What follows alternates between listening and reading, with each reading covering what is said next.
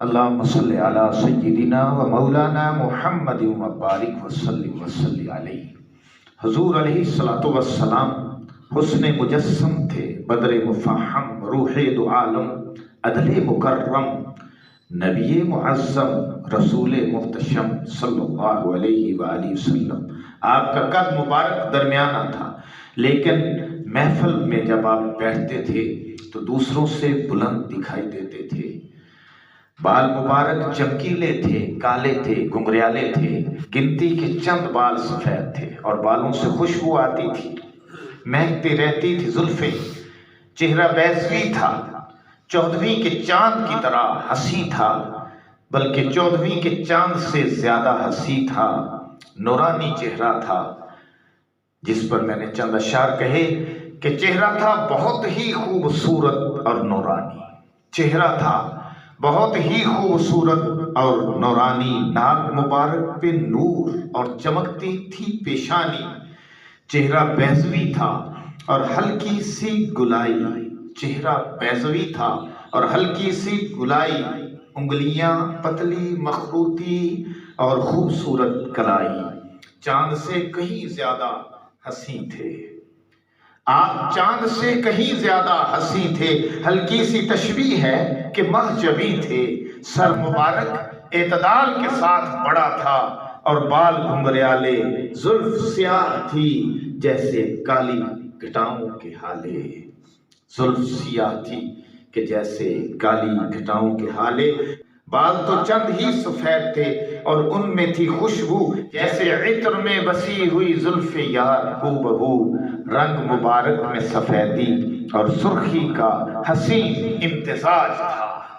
رنگ مبارک میں سفیدی اور سرخی کا حسین امتزاج تھا اور اس سے فزوں تر کے پیشانی پہ نور کا راج تھا۔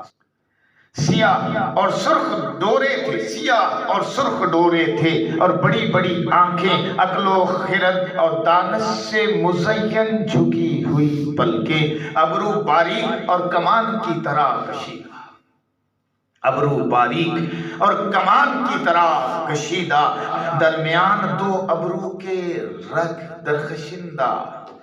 جب ابھرتی تھی تو رسول اللہ صلی اللہ علیہ وسلم کے صاف معلوم ہوتا تھا کہ آپ غصے میں ہیں۔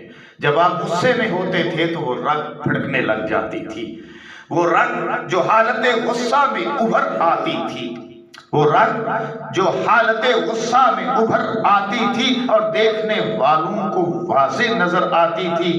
پیشانی کشادہ، رخسار نرم پر ملاحت کہ جو بھی دیکھے اسے ہو جائے آپ سے محبت، ناک معتدل انداز میں تھی اونچی اور آگے کو ذرا سی جھکی ہوئی، دندان مبارک سفید باریک آبدار۔ آپ صلی اللہ علیہ وسلم کے دندان مبارک سفید باریک آبدار، تسبیح کے موتیوں کی جیسے ہو کتار، جن کے فاصلوں سے چمکتی تھی بجلیاں۔ دندان مبارک کے فاصلوں سے جیسے بجلیاں چمکتی تھی۔ آپ مسکراتے تھے تو جیسے نور نکلتا ہے، جن کے فاصلوں سے چمکتی تھی بجلیاں، نکلتا تھا نور، پھیل جاتی تھی روشنیاں۔ دہن فراخ زکن چھوٹی، دہن فراخ زکن چھوٹی اور خوبصورت، داڑھی گھنی گروے دار بہر صورت، داڑھی گھنی گروے دار بہر صورت، باروب بھاری اور بھلی آواز تھی، باروب بھاری اور بھلی آواز تھی، ترجمان یزداں اور پسندیدہ دانائے راز تھی، اور شانوں پہ خمدار سیاہ زلفیں لہراتی تھی، شانوں پہ خمدار سیاہ زلفیں لہراتی تھیں اور کندھوں کو چوم کر گویا فخر فرماتی تھیں۔ کلائیاں دراز، ہتھیلیاں چوڑی نرم، کلائیاں دراز، ہتھیلیاں چوڑی نرم، سینہ ہموار تھا، موسوم تھا شکم، سینہ سے ناف تلک ہلکے بالوں کی ایک لکیر تھی، سینہ سے ناف تلک ہلکے بالوں کی سینہ سے ناف تلک ہلکے بالوں کی ایک لکیر تھی، جسم کا حسن بڑھانے کو گویا ایک تدبیر تھی۔